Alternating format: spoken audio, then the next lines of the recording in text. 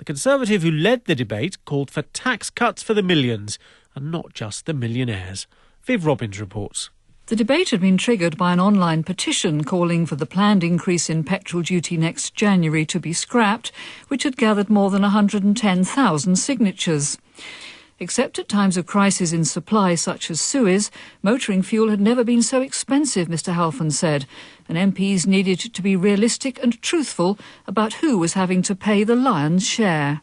It's ordinary families driving to work. It's mums taking their children to school. It's small businesses who can't afford to drive vans or their lorries. It's non-motorists who depend on buses and are also being crushed by rocketing food prices as the cost of road haulage goes through the roof. In fact, consumption of petrol and diesel had declined since 2008, he said, because they were so astronomically expensive.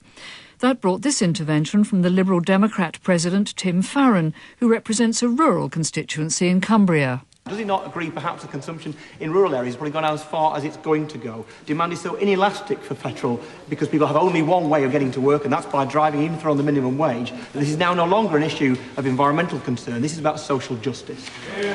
Mr Halfon agreed. The case for cutting fuel taxes was financial, economic and social, not forgetting the ethical dimension as well.